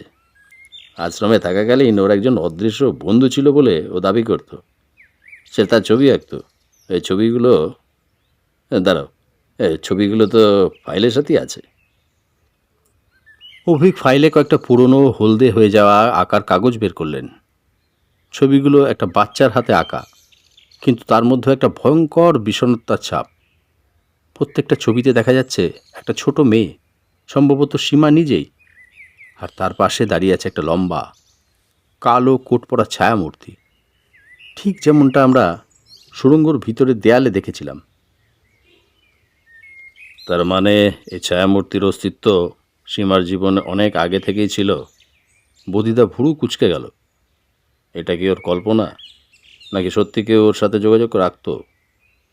ঠিক তখনই বদিদার ফোন বেজে উঠল। ফরেন্সিক ল্যাবের সেই বিশেষজ্ঞ ডক্টর রায়। বুঝিস তো, তোমাদের পাঠানো সেই আইভরির বোতামটা রিপোর্ট ফাইনাল তৈরি। ডক্টর রায়ের গলায় উত্তেজনা।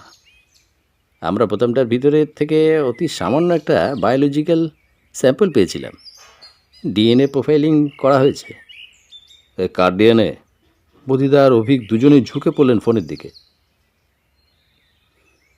এটাই তো চমক। ডিএনএটা কোনো পুরুষের নয়, একজন মহিলার। মহিলা? অভিক প্রায় চিৎকার করে উঠলেন। ছায়ামূর্তিটা তো একজন পুরুষ ছিল। তার হাঁটার ভঙ্গি, শারীরিক গঠন। হ্যাঁ, আমিও প্রথমে অবাক হয়েছিলাম। ডক্টর রায় বললেন, কিন্তু রিপোর্ট ভুল হতে পারে না। তবে আরও একটা অদ্ভুত ব্যাপার আছে। ডিএনএ প্রোফাইলটা আমাদের ডাটাবেসের একজনের সাথে মিলে গেছে। কার সাথে? বদিদা গলার স্বর বরফ শীতল। একজন সাইকিয়াট্রিস্ট, নাম ডক্টর চন্দ্রিমা বোস। বছর 10 আগে তিনি শহরের মানসিক হাসপাতালে কর্মরত ছিলেন, কিন্তু একটা ঘটনার পর তার লাইসেন্স বাতিল করে দেওয়া হয়। কী ঘটনা? তার এক রোগীর অস্বাভাবিক মৃত্যু হয়েছিল। অভিযোগ ছিল ডক্টর বোস তার রোগীর উপর কিছু নিষিদ্ধ হিপনোথেরাপি আর মাইন্ড কন্ট্রোল টেকনিক প্রয়োগ করেছিলেন। যদিও প্রমাণের অভাবে তিনি ছাড়া পেয়ে যান, কিন্তু তারপর থেকে তার আর কোনো খোঁজ পাওয়া যায়নি। ফোনটা রেখে বদিদা আর অভিক কিছুক্ষণ স্তব্ধ হয়ে বসে রইলেন। রহস্যের জট ছাড়ানোর বদলে যেন আরও গভীরে জড়িয়ে যাচ্ছে। ডক্টর চন্দ্রিমা বোস একজন মহিলা সাইকিয়াট্রিস্ট, বদিদা বিড়বিড় করে বললেন। তার মানে ওই ছায়ামূর্তি, ওই লম্বা কালো কোট পরা চরিত্রটা আসলে একজন মহিলা? অভিক বলল, কিন্তু কিভাবে সম্ভব? শারীরিক গঠনটা তো পুরুষের মতো ছিল।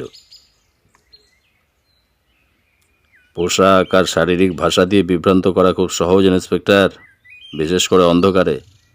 হয়তো কোটের নিচে উনি শরীরটাকে পুরুষের মতো দেখানোর জন্য কিছু ব্যবহার করেছিলেন। আর কণ্ঠস্বর, একজন দক্ষ ভেন্টিলোকুইস্ট বা মেমিক্রি আর্টিস্ট সহজেই পুরুষের স্বর নকল করতে পারে। বধিতা বোর্ডের দিকে এগিয়ে গেলেন। তিনি ছায়ামূর্তির পাশে বড় করে লিখলেন, ডক্টর চন্দ্রিমা বোস। এখন প্রশ্ন হলো, বধিতা বলতে শুরু করলেন, একজন প্রাক্তন সাইকিয়াট্রিস্ট কেন প্যারানর্মাল ইনভেস্টিগেটর তাপস পালকে খুন করবে? আর সীমার সাথেই বা তার কি সম্পর্ক? সে কি সীমার ওপরও কোনো মাইন্ড কন্ট্রোল এক্সপেরিমেন্ট চালাচ্ছে? অভিক বললেন, আমাদের ডক্টর চন্দ্রিমা বোসের পুরনো কেস ফাইলগুলো দেখতে হবে, হয়তো সেখানেই কোনো সূত্র পাওয়া যাবে। আমরা মানসিক হাসপাতালের আর্কাইভ থেকে ডক্টর বোসের পুরনো ফাইলপত্র ঘাঁটতে শুরু করলাম। বেশিরভাগই সাধারণ কেস, কিন্তু একটা ফাইলের ওপর বধিতার চোখ আটকে গেল। রোগীর নাম তাপস পাল। অভিক অবাক হয়ে বললেন, তাপস পাল? সে ডক্টর বোসের রোগী ছিল? বধিদা দ্রুত ফাইলটা খুললেন। ভেতরে লেখা, তাপস পাল কৈশোরে প্রচণ্ড নিক্টোফোবিয়া অর্থাৎ অন্ধকারের ভয় এবং প্যারানইয়াতে মানে সন্দেহবাতিকে ভুগত। ডক্টর বোস তার চিকিৎসা করছিলেন। ফাইলের শেষে ডক্টর বোসের নোট লেখা, রোগীর অবচেতন মনে গভীর ট্রমা রয়েছে। সে দাবি করে ছোটবেলায় সে এক পুরো বাড়িতে গিয়েছিল এবং সেখানে কালো কোট পরা এক ছায়াকে দেখেছিল, যে তার বন্ধুকে তার চোখের সামনে মেরে ফেলে। রোগী এটাকে তার কল্পনা বলে মনে করে, কিন্তু আমার ধারণা এর পিছনে কোনো সত্যি লুকিয়ে আছে। আমি রিগ্রেশন থেরাপির মাধ্যমে সেই সত্যিটা বের করার চেষ্টা করছি। আমরা সবাই স্তব্ধ। তার মানে তাপস পাল ছোটবেলায় ভবিষ্যৎ মহলে গিয়েছিল এবং সেখানে সে একটা খুন হতে দেখেছিল? অভিক ফিসফিস করে বললেন, আর সেই খুনি ছিল ডক্টর চন্দ্রিমা বোস। বধিদা বাক্যটা শেষ করলেন। তাপস হয়তো অবচেতনভাবে তাকে চিনত। বড় হয়ে সে যখন প্যারানর্মাল ইনভেস্টিগেটর হিসেবে আবার ওই বাড়িতে গেল, তখন চন্দ্রিমার ভয় ছিল যে রিগ্রেশন থেরাপির বদলে ওই বাড়ির পরিবেশই হয়তো তাপসের পুরনো স্মৃতি ফিরিয়ে আনতে হবে। তাই সে তাপসকে চিরদিনের মতো চুপ করিয়ে দিল। তাহলে কি সীমাও সেই ঘটনার সাক্ষী ছিল? চন্দ্রিমা কি তাকে তখন থেকেই নিজের নিয়ন্ত্রণে রেখেছে? আমাদের ডক্টর চন্দ্রিমা বোসকে খুঁজে বের করতে হবে। বদিদা উঠে দাঁড়ালেন। তার বর্তমান ঠিকানা বা কোনো গোপন আস্তানার খোঁজ পেতেই হবে। আমার ধারণা সে এখনও সীমাকে নিয়ে ওই ভবেশ্বরী মহলের আশেপাশেই কোথাও লুকিয়ে আছে। আমরা যখন চন্দ্রিমা বোসের শেষ জানা ঠিকানাগুলোর খোঁজ নিচ্ছিলাম, তখন থানার ল্যান্ডলাইনে একটা ফোন এলো।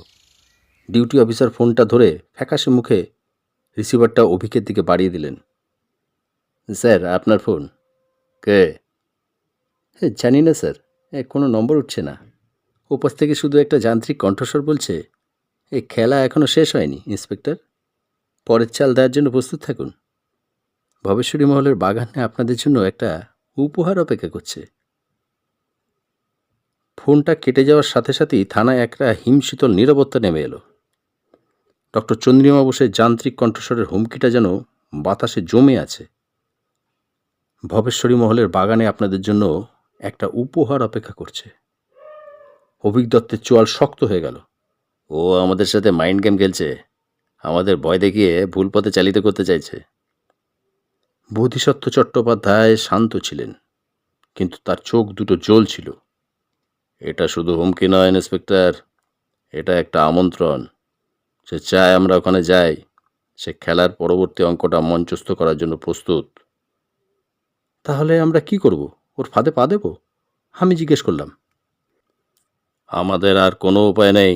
বদিদা তার ট্রেঞ্চ কোটটা গায়ে চাপাতে চাপাতে বললেন, সীমার জীবন বিপন্ন, আর তাছাড়া চন্দ্রিমা আমাদের থেকে সবসময় এক ধাপ এগিয়ে থাকছে। এবার আমাদের তার খেলার মাঠে নেমেই তাকে হারাতে হবে। পুলিশের বিশাল বাহিনী নিয়ে আমরা ভবেশ্বরী মহলের দিকে রওনা দিলাম। এবার আর কোনো লুকোচুরি নয়, গোটা এলাকা ঘিরে ফেলা হলো। সশস্ত্র পুলিশকর্মীরা বাড়ির চারিদিকে পজিশন নিলেন। কয়েকজন অফিসারকে সাথে নিয়ে আমরা সাবধানে বাগানের ভিতরে প্রবেশ করলাম। বাগানটা আগাছায় ভরা। দিনের বেলা তো কেমন যেন একটা অন্ধকার। শুকনো পাতার উপর দিয়ে হাঁটার সময় মর্মর শব্দটা অস্বস্তিকরভাবে জোরালো শোনাচ্ছিল। উপরটা কোথায় থাকতে পারে? একজন অফিসার ফিসফিস করে জিজ্ঞেস করলেন। বধিদা বাগানের কেন্দ্রস্থলে থাকা একটা পুরনো শ্যাওলা ধরা পাথরের ফোয়ারার দিকে ইশারা করলেন। ফোয়ারাটা বহু বছর ধরে শুকনো, তার ভিতরে আবর্জনা জমে আছে। যদি কোনো বার্তা দিতে হয়, এটাই সবচেয়ে উপযুক্ত জায়গা। আমরা ফোয়ারার দিকে এগিয়ে গেলাম। কাছে যেতেই একটা পচা গন্ধ নাকে এলো। গন্ধটা তীব্র থেকে তীব্রতর হচ্ছে। ফোয়ারার কাছে পৌঁছে ভেতরে টর্চ ফেলতেই সবাই শিউরে উঠলাম। ভেতরে আবর্জনা স্তূপের উপর একটা মানুষের মৃতদেহ পড়ে আছে। দেহটা ফুলে উঠতে শুরু করেছে। দেখেই বোঝা যাচ্ছে মৃত্যু কয়েকদিন আগে হয়েছে। লোকটির পরনে একটা দারোয়ানের পোশাক। একে তো আমি চিনি। অবিক চমকে উঠলেন। এ তো আরাধন, ভবেশ্বরী মহলের পুরনো দারোয়ান, যার সাথে আমরা কথা বলতে গিয়েছিলাম। বদিদা গ্লাভস পরে ঝুঁকে পড়ে দেহটা পরীক্ষা করতে লাগলেন। হারাধনের চোখ দুটো ভয়ে বিস্ফারিত, ঠিক তাপস পালের মতোই। তার বুকে একটা ছুঁচের দাগ স্পষ্ট। একই পদ্ধতিতে খুন, সেই স্নায়ু বিষ। বদিদা উঠে দাঁড়িয়ে বললেন, চন্দ্রিমা নিশ্চিত করতে চেয়েছে যে আমরা যেন এই খুনের যোগসূত্রটা বুঝতে পারি। কিন্তু এই হারাধনকে কেন বদিদা? ওই বৃদ্ধ আমাদের তার কি ক্ষতি করেছিল? চঞ্চু বিস্মিত হয়ে জিজ্ঞেস করলো। হয়তো উনি এমন কিছু জানতেন বা দেখেছেন যা চন্দ্রিমার জন্য বিপজ্জনক ছিল। বদিদা চারদিকে তাকাতে লাগলেন। আরাধন ওই বাড়ির কাছাকাছি থাকতেন। হয়তো তিনি চন্দ্রিমাকে বা সীমাকে দেখতে পেয়েছিলেন। হঠাৎ বদিদার চোখ আটকে গেল হারাধনের শক্ত করে ধরে রাখা মুঠির দিকে। তিনি সাবধানে মুঠোটা খুললেন।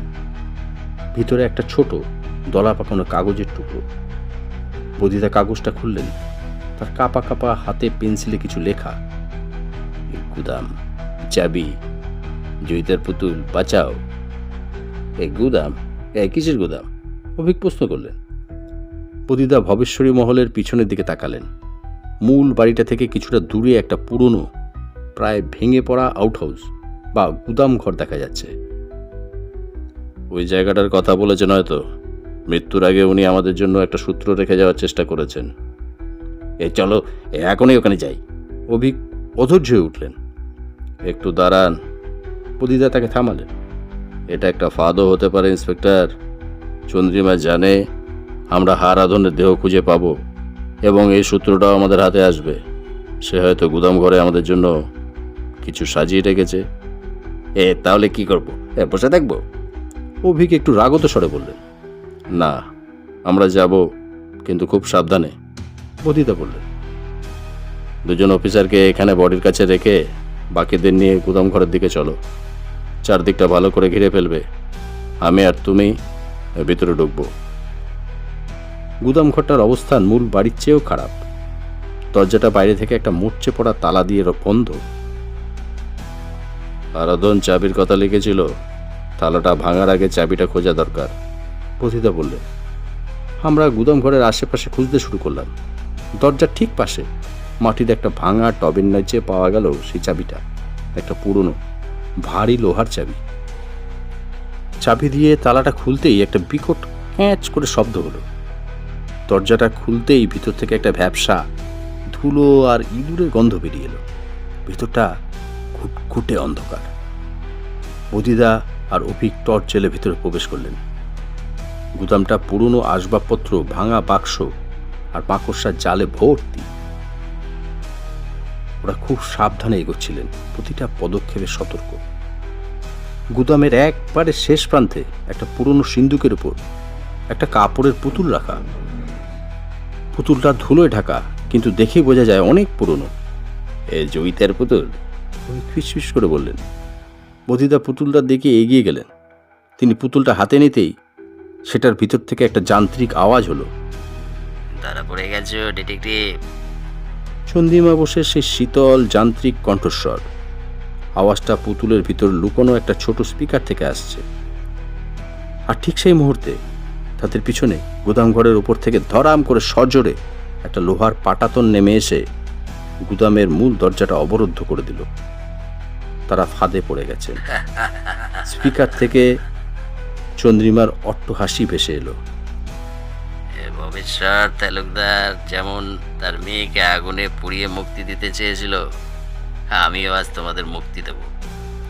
জয়িতার অভিশাপ আজ পূর্ণ হবে। বিদায় গোয়েন্দা বাবু। গুদামের অন্য কোণে রাখা কয়েকটা তেলের ড্রাম থেকে কেরোসিনের স্রোত তাদের পায়ের কাছে চলে এসেছে। মৃত্যু নিশ্চিত। ঠিক তখনই চন্দ্রিমা স্পিকারের শেষ কথাটা বলল, আগুনের খেলা উপভোগ করো। আর গুদামের দরজার নিচের ফাঁক দিয়ে দেখা গেল একটা জ্বলন্ত দেশলাই কাঠি ভেতরে ছুঁড়ে দেওয়া হলো। জ্বলন্ত দেশলাই কাঠিটা কেরোসিনে ভেজা মেঝেতে পড়ার সাথে সাথেই দাউ দাউ করে আগুন জ্বলে উঠল। আগুনের লেলিহান শিখা মুহূর্তে গুদাম ঘরের চারদিকে ছড়িয়ে পড়তে শুরু করলো। একটা ভয়ঙ্কর আগুনের বৃত্ত তৈরি করে বধিদা আর অভিকে ঘিরে ফেলল। কাঠের পুরনো আসবাবপত্রে আগুন লেগে কুণ্ডলি পাকিয়ে বিষাক্ত ধোঁয়া উঠতে লাগলো। অসহ্য তাপ আর ধোঁয়ার নিঃশ্বাস নেওয়া প্রায় অসম্ভব হয়ে পড়েছে। দরজা থেকে চলো। বধিদা চিৎকার করলেন, কিন্তু আগুনের শিখায় এমনভাবে পথ আটকেছে যে সেদিকে যাওয়া কোনোভাবেই সম্ভব না। দুজনেই কাছতে কাছতে প্রায় জ্ঞান হারানোর মতো অবস্থা। বাঁচার আশা যখন ক্ষীণ হয়ে আসছে, ঠিক তখনই বাইরে থেকে সাইরেনের তীব্র আওয়াজ আর সহকর্মীদের চিৎকার শোনা গেল। গুদামের দরজায় ভারী কিছুর আঘাতে পুরো ঘরটা কেঁপে উঠল। কয়েকটা প্রচণ্ড আঘাতের পর অবশেষে দরজাটা মর শব্দ করে অবরুদ্ধ করা লোহার পাটাতন সমেত ভেঙে পড়ল। পুলিশ কর্মীরা ফায়ার এক্সটিংগুইশার নিয়ে ভেতরে ঢুকে পড়লেন এবং প্রায় অচৈতন্য বধিদা আর অভিককে ধরাধরি করে বাইরে নিয়ে এলেন। খোলা হাওয়ায় এসে তারা কাস্তে কাস্তে মাটিতে বসে পড়লেন। তাদের ইউনিফর্ম জায়গায় জায়গায় পুড়ে গেছে, মুখে হাতে কালির দাগ আর ফোসকা। আপনাদের এখনই হাসপাতালে যেতে হবে, আমি আর চঞ্চু উদ্বিগ্ন হয়ে বললাম। অভিক রাগে আর যন্ত্রণায় তার মুখ বিকৃত। হাসপাতাল পড়ে, চন্দ্রিমা, ওকে ধরতে হবে। ও বেশি দূর যেতে পারেনি, পতিতা ভাঙা গলায় বললেন, পোড়া হাতের যন্ত্রণা উপেক্ষা করে। সে জঙ্গলের পথ ধরবে। ফোর্সকে ভাগ করে দাও, একদল বাড়ি তল্লাশি করুক, আরেক দল আমাদের সাথে জঙ্গল কেটে ফেলুক। সীমা এখন ওর কাছে। আমাদের সবার বারণ সত্ত্বেও বধিদা আর অভিক জঙ্গলের দিকে ছুটলেন। শরীরের প্রতিটি অংশে তীব্র যন্ত্রণা হচ্ছিল, কিন্তু সীমাকে বাঁচানোর জেদের কাছে তা তুচ্ছ মনে হলো।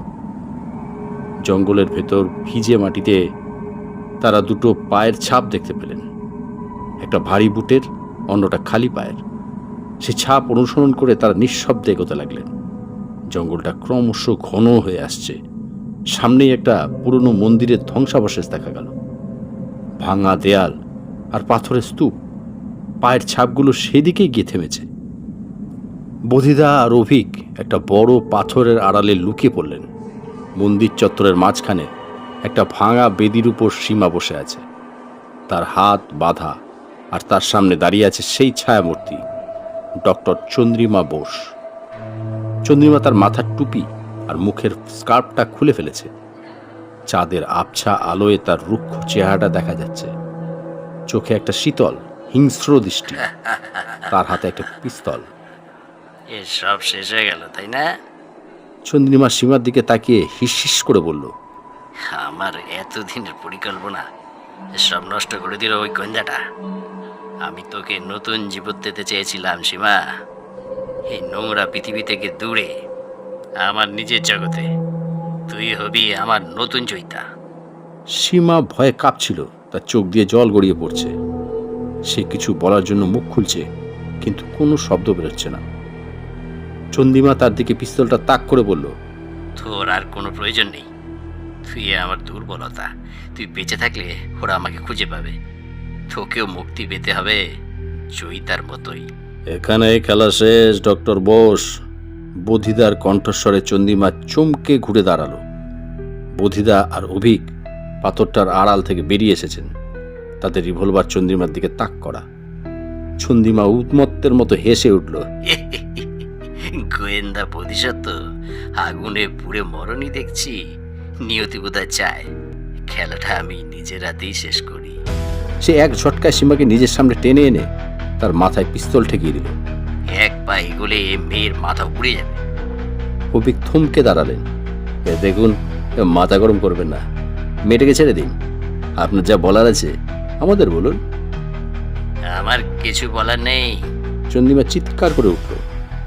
সীমা প্রাণপণ চেষ্টা করতে শুরু করলো চন্দ্রিমার হাত থেকে নিজেকে ছাড়ানো। বধিদার মাথায় বিদ্যুতের মতো একটা চিন্তা খেলে গেল। তিনি চন্দ্রিমার কথার ফাঁকে অভিককে চোখের ইশারায় কিছু একটা বললেন। আপনি ভুল করছেন ডক্টর। বধিদা কথা চালিয়ে যেতে লাগলেন। সীমাকে মেরে আপনার কোনো লাভ হবে না, বরং ওকে আমাদের হাতে তুলে দিন। আমরা আপনার শাস্তি কমানোর সুপারিশ করতে পারি। শাস্তি? আমার কাজের শাস্তি দেওয়ার অধিকার কারও নেই। সে যখন কথা বলছিল ঠিক তখনই অভিকে একটা সুযোগ বুঝে পাশের একটা ভাঙা থামের দিকে ঝাঁপ দিলেন। চন্দ্রিমার মনোযোগ মুহূর্তের জন্য সেদিকে গেল, আর সেই সুযোগটাই কাজে লাগালো বধিদা। সে বিদ্যুতের গতিতে ছুটে গিয়ে চন্দ্রিমার পিস্তল দ্বারা হাতটা ধরে ফেলল। ধস্তাধস্তি শুরু হয়ে গেল। চন্দ্রিমা একজন মহিলার তুলনায় অবিশ্বাস্য রকমের শক্তিশালী। সীমা, যে এতক্ষণ অসহায়ভাবে ছটপট করছিল, বাঁধনটা আলগা হতেই সে হাতের বাঁধন খুলে ফেলল। সে দৌড়ে গিয়ে ভাঙা বেদির তলা থেকে একটা পাথর তুলে নিল এবং চন্দ্রিমার পিছন থেকে তার মাথায় সজোরে আঘাত করল। চন্দ্রিমা আহ করে একটা আর্তনাদ করে জ্ঞান হারিয়ে মাটিতে লুটিয়ে পড়ল। বধিদা আর অভিক হতবাক হয়ে সীমার দিকে তাকিয়ে রইলেন। সীমা হাঁপাচ্ছিল। সে তার গলার কাছে হাত নিয়ে কি একটা যেন খোলার চেষ্টা করল। তার গলার চামড়ার নিচে একটা অতি সূক্ষ্ম তারের মতো জিনিস দেখা যাচ্ছে। সে ওটা টেনে ছিঁড়ে ফেলতেই তার মুখ দিয়ে প্রথম স্পষ্ট শব্দ বেরোলো, আমি বোবা নই। ডক্টর চন্দ্রিমা বোসকে পুলিশের নজরদারিতে হাসপাতালে ভর্তি করা হয়েছে। আমরা তখন অভিক দত্তের সঙ্গে থানার শান্ত ঘরটা স্তব্ধ। টেবিলের ওপাশে বসে আছে সীমা, তার পরনে পুলিশের দেওয়া পরিষ্কার পোশাক। বোধিসত্ত্ব চট্টোপাধ্যায় আর ইন্সপেক্টর অভিক দত্ত তার সামনে বসে। সীমার চোখে আর আগের সেই ভয় নেই, বরং একটা কঠিন দৃঢ়তা। আমি বোবা নই কথাটা অভিকের কানে তখনও বাজছে। অভিক দত্ত নিজেকে সামলে নিয়ে বলল, কিন্তু অনাথ আশ্রমের ফাইলে তোমার সমস্ত রিপোর্টে লেখা তুমি কথা বলতে পারো না। তাহলে?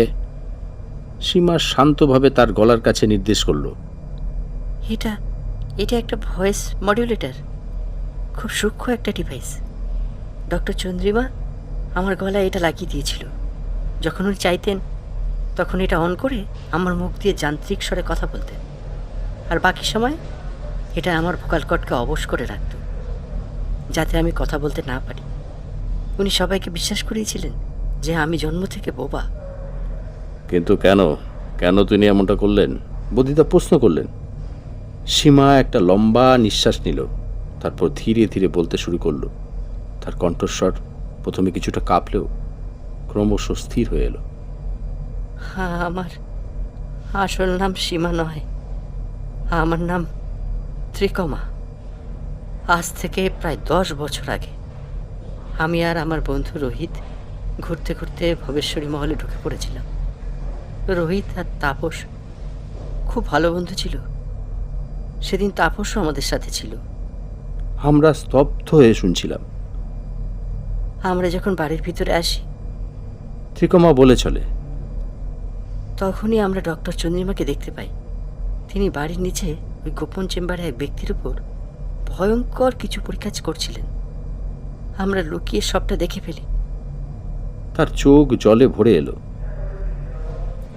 সেই রোগীটি পরীক্ষার সময় মারা যায়।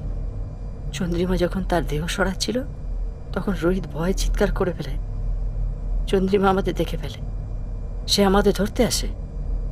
আমি আর তাপস কোনো ক্রমে পালিয়ে যেতে পারি, কিন্তু রোহিত, চন্দ্রিমা তাকে ধরে ফেলে। আমি দূর থেকে দেখি চন্দ্রিমা রোহিতের গলায় একটা ইঞ্জেকশন ফুটিয়ে দেয়। রোহিত রোহিত সেখানে মারা যায়। অভিক বলে উঠলেন, তাপস পালের ফাইলেও তো এই ঘটনার কথাই লেখা ছিল। সে তার বন্ধুকে খুন হতে দেখেছিল। হ্যাঁ, ত্রিকমা মাথা নাড়ল। তাপস প্রচণ্ড ভয় পেয়ে গিয়েছিল। ট্রমার কারণে ওর স্মৃতি গুলিয়ে যায়। ও শুধু একটা কালো কোট পরা ছায়ার কথা মনে রাখতে পারে। আর আমি পালিয়ে এসেছিলাম, কিন্তু চন্দ্রিমা আমার পেছনে ছাড়েনি। সে আমাকে ধরে ফেলে। সে আমার পরিচয় মুছে দেয়। আমাকে সীমা নাম দিয়ে একটা অনাথ আশ্রমে রেখে আসে আর ভয় দেখায় যদি আমি সত্যিটা কাউকে বলি তাহলে সে আমাকেও মেরে ফেলবে। আমার গলায় ওই যন্ত্রটা লাগিয়ে দেয় যাতে আমি কারোর সাথে কথা বলতে না পারি। সে আমাকে বলেছিল সে আমার রক্ষক, কারণ সে আমাকে বাঁচিয়ে রেখেছে। বধিতা বললেন, তাহলে তোমার আঁকা ছবিগুলোতে আমার রক্ষক লেখার মানে এটাই? হ্যাঁ, আমি ভয়ে আর বাধ্য হয়ে তার কথা মেনে নিয়েছিলাম।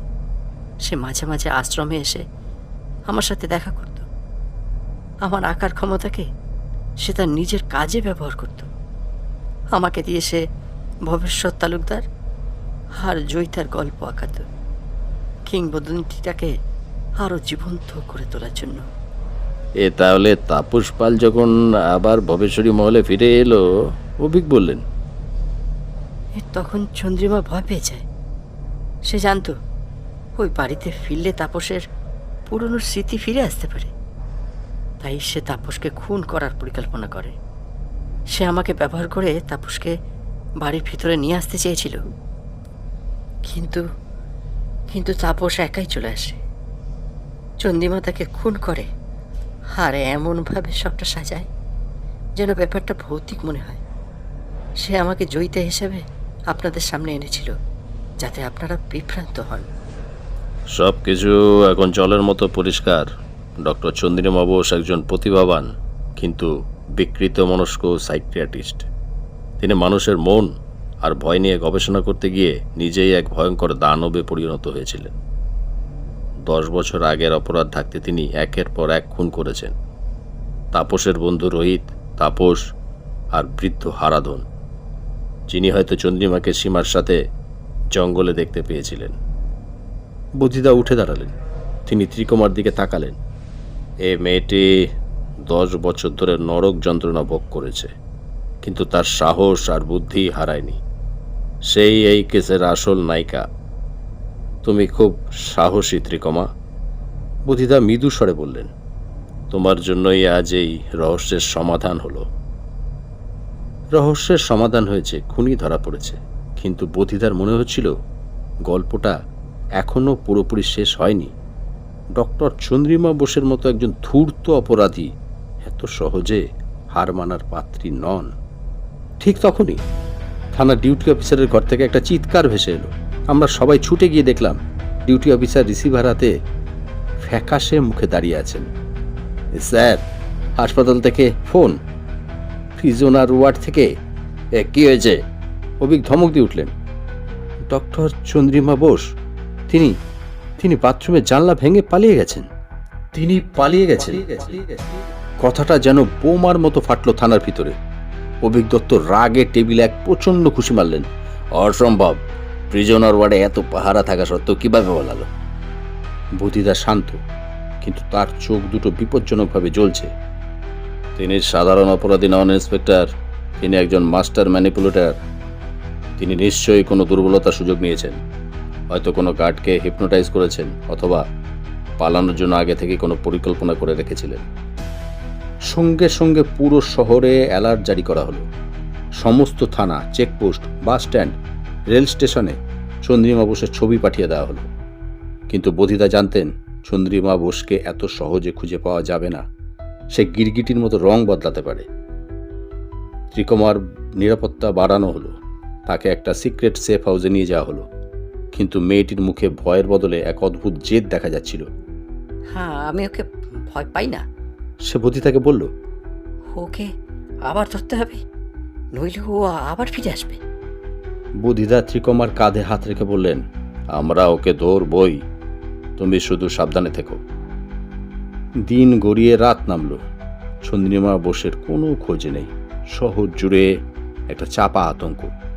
বধিদা তার অফিসে বসেছিলেন, কেসের সমস্ত ফাইলপত্র আবার খুঁটিয়ে দেখছিলেন। তার মনে হচ্ছিল তিনি গুরুত্বপূর্ণ কিছু একটা এড়িয়ে যাচ্ছেন। চন্দ্রিমা কেন পালাবে? শুধু বাঁচার জন্য, নাকি তার কোনো অসমাপ্ত কাজ কিছু আছে? তার অসমাপ্ত কাজ। হঠাৎ বধিদার মাথায় একটা চিন্তা খেলে গেল। চন্দ্রিমার মূল উদ্দেশ্য ছিল ভয় নিয়ে গবেষণা। ভবেশ্বরী মহল ছিল তার গবেষণাগার। তাপস, ত্রিকমা এরা সবাই ছিল তার পরীক্ষার গিনিপিগ। তার গবেষণা কি সম্পূর্ণ হয়েছিল, নাকি কিছু বাকি ছিল? তিনি জমিদার ভবেশ্বর তালুকদার ডায়েরিটা আবার টেনে নিলেন। ডায়েরির শেষ পাতাটা ছেঁড়া ছিল। ভবেশ্বর তালুকদার লিখেছিলেন তিনি তার কন্যা জয়িতাকে মুক্তি দেবেন, কিন্তু কিভাবে সেটা লেখা ছিল না। লোকমুখে প্রচলিত ছিল তিনি জয়িতাকে দক্ষিণের ঘরে পুড়িয়ে মেরেছিলেন। কিন্তু এটা কি সত্যি? বধিদার হঠাৎ মনে হলো হারাধনের শেষ বার্তাটার কথা। গুদাম, চাবি, জয়িতার পুতুল, বাঁচাও। হারাধন কি শুধু চন্দ্রিমার কথাই বলতে চেয়েছিল, নাকি আরও গভীর কোনো বিপদের দিকে ইঙ্গিত করেছিল? জয়িতার পুতুল। বধিদা দ্রুত গুদামঘর থেকে পাওয়া সেই পুরনো পুতুলটার ফরেন্সিক রিপোর্টের দিকে চোখ বোলালেন। পুতুলটার ভিতরে একটা স্পিকার পাওয়া গিয়েছিল, সেটা তারা জানতেন। কিন্তু রিপোর্টের শেষে একটা ছোট্ট নোট ছিল, যেটা তিনি আগে তেমন গুরুত্ব দেননি।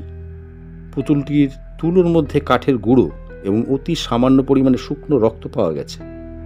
রক্তের নমুনাটি এতটাই পুরনো যে ডিএনএ প্রোফাইলিং সম্ভব নয়। কাঠের গুঁড়ো, শুকনো রক্ত। বধিদার শির দ্বারা দিয়ে একটা ঠান্ডা স্রোত বয়ে গেল। তিনি ঝড়ের বেগে উঠে দাঁড়ালেন। অবেগ, তিনি ফোনে চিৎকার করে উঠলেন, ভবেশ্বরী মহল চলো এখনই। আমার ধারণা আমরা সবচেয়ে বড় ভুলটা করতে চলেছি। চন্দ্রিমার আসল উদ্দেশ্য শুধু পালানো নয়। গভীর রাতে পুলিশের গাড়ির সাইরেন আবার ভবেশ্বরী মহলের নিস্তব্ধতা ভাঙল। বধিদা আর অভিক প্রায় ছুটে বাড়ির ভিতর ঢুকলেন। বধিদার নির্দেশ মতো আমি আর চঞ্চু গাড়িতে অপেক্ষা করছি। হে, কি হয়েছে বধিদা? কিসের ভুল? অভিক হাঁপাতে হাঁপাতে জিজ্ঞেস করলেন। ভবেশ্বর তালুকদার জয়িতাকে পুড়িয়ে মারেনি। বধিদা দক্ষিণের সেই ঘরটার দিকে দৌড়তে দৌড়তে বললেন, ডায়েরিতে লেখা মুক্তি দেওয়ার অর্থ আগুন লাগানো ছিল না। আরাধনের বার্তাটাও শুধু চন্দ্রিমার জন্য ছিল না। তারা সেই গোপন সুড়ঙ্গের মুখে এসে দাঁড়ালেন। জয়িতার পুতুলটা ছিল একটা চাবি, একটা সংকেত। বধিদা টর্চ জেলে সুড়ঙ্গ দিয়ে নেমে সেই চেম্বারে পৌঁছলেন, যেখানে দেয়ালের গায়ে জয়িতার আঁকা ছবি ছিল। হারাধন বাঁচাও লিখেছিল। সে চন্দ্রিমার হাত থেকে নিজেকে বাঁচানোর কথা বলেনি, সে অন্য কাউকে বাঁচানোর কথা বলেছিল। বধিদা সেই আঁকা ছবিটার কাছে গিয়ে দাঁড়ালেন। ছবিতে জয়িতার হাতে ছিল মিউজিক বক্স, কিন্তু বধিদা এবার অন্য একটা জিনিস খেয়াল করলেন। ছবিটা ঠিক নিচে পাথরের দেয়ালে একটা প্রায় অদৃশ্য ফাটল। তিনি পকেট থেকে একটা সুইচ নাইফ বের করে ফাটলের মধ্যে ঢোকালেন। সামান্য চাপ দিতেই দেয়ালের একটা পাথরের চাই আলগা হয়ে গেল। পাথরটা সরাতেই ভিতর থেকে একটা হিম শীতল বাতাস বেরিয়ে এলো। ভেতরে আরও একটা গোপন কুঠুরি, আর সেই কুঠুরির ভিতরে যা ছিল তা দেখে অভিক দত্ত ভয়ে প্রায় আর্তনাদ করে উঠল। ভেতরে দেয়ালের গায়ে শেকল দিয়ে বাঁধা একটা কঙ্কাল। কঙ্কালটার পরনে শতছিদ্র একটা ফ্রক। এটা একটা বাচ্চা মেয়ের কঙ্কাল। এটা এটা জয়িতার কঙ্কাল? অভিক অবিশ্বাসের সুরে বললেন। তার মানে ভবেশ্বর তালুকদার তাকে আগুনে পোড়ায়নি, বরং এই গোপন কুটিতে জীবন্ত কবর দিয়েছিল। হ্যাঁ, বধিদার গলার স্বর কাঁপা। এটাই ভবেশ্বরী মহলের আসল সত্যি, আসল অভিশাপ। জয়িতার আত্মা এখানেই বন্দী। কিন্তু চন্দ্রিমা, সে এখানে কেন আসবে? কারণ তার কাজ এখনো শেষ হয়নি। একটা শীতল যান্ত্রিক কণ্ঠস্বর তাদের পিছন থেকে ভেসে এলো। তারা ঘুরে দেখলেন সুড়ঙ্গের প্রবেশদ্বারে দাঁড়িয়ে আছে ডক্টর চন্দ্রিমা বোস। তার মুখে এক বিজয়ীর হাসি, তার হাতে কোনো অস্ত্র নেই। অবশেষে সত্যিটা খুঁজে পেলে গোয়েন্দাপতি সত্য। চন্দ্রিমা বলল। আমি জানতাম তুমি এখানে আসবে। কেন, কি চাও তুমি? বদিদা প্রশ্ন করলেন। আমার গবেষণা। চন্দ্রিমা কুঠুরিটার দিকে ইশারা করলো। আমি মানুষের মনের সবচেয়ে আদিম ভয়কে নিয়ে কাজ করি। বদ্ধস্থানের ভয়, মৃত্যু ভয়। জয়িতার মৃত্যু ছিল এইসব ভয়ের চূড়ান্ত উদাহরণ। আমি এই জায়গায় নেগেটিভ এনার্জিকে ব্যবহার করতে চেয়েছিলাম। আমার শেষ এক্সপেরিমেন্টের জন্য আমার একজন সাবজেক্ট দরকার ছিল। শেষ এক্সপেরিমেন্ট? চন্দ্রিমা হাসল। তার হাসিটা প্রতিধ্বনিত হয়ে সুড়ঙ্গটাকে আরো ভয়ঙ্কর করে তুলল। আমার নতুন জয়িতা ত্রিকমা, সেই আমার শেষ সাবজেক্ট। আমি তাকে এখানে নিয়ে আসব, এই কুঠুরিতে জয়িতার কঙ্কালের পাশে তাকে আমি বন্দি করব। আমি দেখতে চাই চরম ভয় একজন মানুষের মনকে কতটা ভাঙতে পারে। তার মন ভেঙে যাওয়ার শব্দ আমি রেকর্ড করব। সেটাই হবে আমার মাস্টারপিস। ঠিক সেই মুহূর্তে চন্দ্রিমার পিছনে এসে দাঁড়ালেন দুজন বিশাল দেহী লোক। তারা হাসপাতালেরই দুজন ওয়ার্ড বয়, যাদের চন্দ্রিমা ব্রেন ওয়াশ করে নিজের দলে ভিড়িয়েছে। তোমাদের খেলা এবার সত্যি শেষ, ডিটেকটিভ। চন্দ্রিমা বলল। তোমরা এখন আমার গবেষণার অনাকাঙ্ক্ষিত সাক্ষী। তোমাদেরও জয়িতার সাথেই থাকতে হবে। লোক দুটো বধিদা আর অভিকের দিকে এগিয়ে এলো, আর চন্দ্রিমা সেই পাথরের চাইটা হাতে তুলে নিল কুঠুরির মুখটা বন্ধ করে দেওয়ার জন্য। তার চোখে এখন উন্মাদের দৃষ্টি। চন্দ্রিমা বসে উন্মত্ত হাসিতে অন্ধকার সুড়ঙ্গটা কাঁপছিল। তার দুই বিশাল দেহী সঙ্গী বধিদা আর অভিকের দিকে এগিয়ে আসতেই পরিস্থিতি চরম আকার ধারণ করল। বধিদা বুঝতে পারছিলেন শারীরিক শক্তিতে তাদের সাথে পেরে ওঠা প্রায় অসম্ভব। অভিক, দেয়ালের দিকে! বধিদা চিৎকার করে উঠলেন। তারা দুজনে পিঠ ঠেকিয়ে দাঁড়ালেন সংকীর্ণ সুড়ঙ্গের দেয়ালে, যাতে দুজন লোক একসাথে তাদের আক্রমণ করতে না পারে। প্রথমজন এগিয়ে আসতেই অভিক তার পুলিশি প্রশিক্ষণের সমস্ত দক্ষতা দিয়ে লোকটার হাঁটুতে লাথি মারলেন। লোকটার যন্ত্রণায় কোকিয়ে উঠতেই বধিদা তার ঘাড়ে প্রচণ্ড জোরে আঘাত করলেন। লোকটা জ্ঞান হারিয়ে মাটিতে পড়ে গেল। কিন্তু দ্বিতীয়জন আরও বেশি সতর্ক ছিল। সে পকেট থেকে একটা ছুরি বের করে বধিদার দিকে তেড়ে এলো। বধিদা কোনো ক্রমে সরে যেতেই ছুরিটা তার কোট চিরে বেরিয়ে গেল। ধস্তাধস্তি শুরু হয়ে গেল। চন্দ্রিমা তখন সেই ভয়ঙ্কর দৃশ্য দেখে আরও উন্মত্তভাবে হাসছে। সে পাথরের চাইটা নিয়ে জয়িতার কঙ্কাল সমেত কুঠুরিটার মুখ বন্ধ করার জন্য প্রস্তুত হচ্ছিল। কোনো লাভ নেই, তোমরা সবাই এখানে মরবে, আর আমি আমার ত্রিকমাকে নিয়ে আসব। আমার গবেষণা সম্পূর্ণ হবে। অভিক তার রিভলভারটা বের করার চেষ্টা করছিলেন, কিন্তু প্রথম লোকটার সাথে লড়াইতে সেটা তার হাত থেকে ছিটকে পড়ে গিয়েছিল। পরিস্থিতি ক্রমশ হাতের বাইরে চলে যাচ্ছিল। বদিদা ছুরিবাজ লোকটার সাথে লড়তে লড়তে উপায় খুঁজছিলেন। তার চোখ পড়ল মেঝের উপর পড়ে থাকা একটা আলগা পাথরের উপর। তিনি লোকটাকে এক ধাক্কা দিয়ে সরিয়ে দিয়ে পাথরটা তুলে নিলেন এবং লোকটার মাথায় সজোরে আঘাত করলেন। দ্বিতীয় লোকটাও লুটিয়ে পড়ল, কিন্তু এই সুযোগে চন্দ্রিমা প্রায় কুঠুরিটার মুখ বন্ধ করে ফেলেছিল। চন্দ্রিমা, থামুন! বদিদা চিৎকার করলেন। কখনোই না। চন্দ্রিমা যখন শেষবারের মতো পাথরটা ঠেলে জায়গা মতো বসাতে যাবে, ঠিক তখনই সুড়ঙ্গের প্রবেশপথ থেকে একটা তীব্র টর্চের আলো এসে তার চোখে পড়ল।